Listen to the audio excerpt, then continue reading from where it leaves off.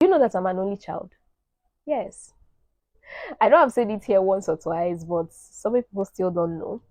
And I didn't become an only child because my parents didn't want more children. They wanted more, but something happened.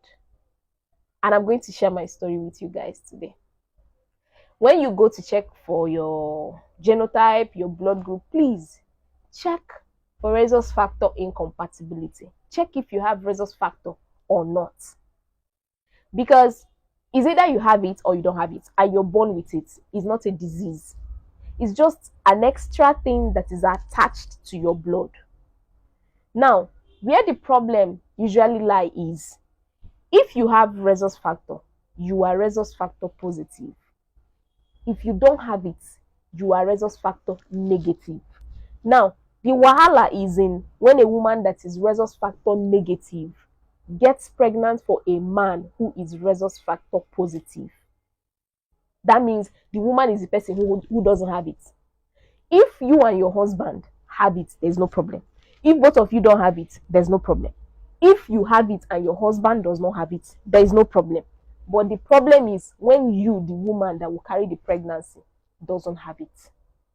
And that was exactly what happened with my parents. My mom doesn't have rhesus factor in her blood. My dad has. But this rhesus factor does not really show itself during the first pregnancy. So that is why I am here. Now, what do I mean? When you get pregnant for that first time for that man, there's every high possibility that that baby will carry the father's blood, which has rhesus factor. Follow me so that you understand what I'm trying to say. Now, the baby has the father's blood and is growing inside you that doesn't have the rhesus factor. All right? If this baby keeps growing, the baby is going to be exchanging things with you. And your blood will now notice that this baby has something that we don't have. This is a foreign something. And your body will start producing antibodies to fight that thing that is in the baby's blood. But you won't even have any problem. You carry the pregnancy to term, you give birth normally. And then when you've given birth, your body has developed antibodies because of this baby. And they think that foreign something they saw in the baby's blood is danger, so they're trying to fight it. Now you've had this baby, those antibodies are still in your body. There is a medication you are supposed to take to immunize you, to cleanse your blood of those antibodies. If not, from the next pregnancy, they will start fighting it. It's either you miscarry or the baby dies few hours after birth, because the red blood cells of that baby will be destroyed faster than they should, and the baby will die. That is why you start seeing she gave birth and he died. She miscarried and miscarried again and miscarried. Yes, because the woman's body is now fighting her babies because of those antibodies produced then. And that was what happened. I have rhesus factor because I carried it from my dad. But my mom doesn't have it. So after she gave birth to me, the next pregnancies became stories. We kept bearing babies and she having miscarriages up and down. Rhesus factor can cause tears if you don't know what it is.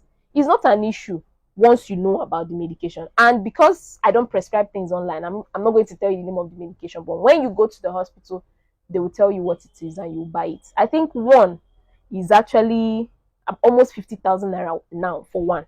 And you're supposed to take two. You will take one during 28 weeks of pregnancy. And then immediately after birth, you will take the remaining one. So once you have this injection, you're good to go. And when you take it, that means you've cleansed your blood and you're ready for the next pregnancy. You get pregnant again, you take it when you give birth in readiness for another baby. So you keep taking it until you give birth to the number of children you want. So, but when you don't know about it, that is where you see people going to prayer houses trying to pray away the spirit of miscarriage and burying babies. Or healing at Chakwano spiritual. Most times it's just ignorance. Yes. And I don't know how nobody discovered what it was, because rhesus factor has been there for years. So I don't know how my parents didn't get to know about it. It was even when I became a nurse that I got to know what it was, and then I traced it And I found out that that was what happened. By then, it was late. My father was already long gone. So don't fall into that trap that my parents fell into. Know what it is now. Women are getting aware of it every day by day. When they come to give birth, they come with their injection. They will even be the one that will tell you, "No, I came with my injection." No.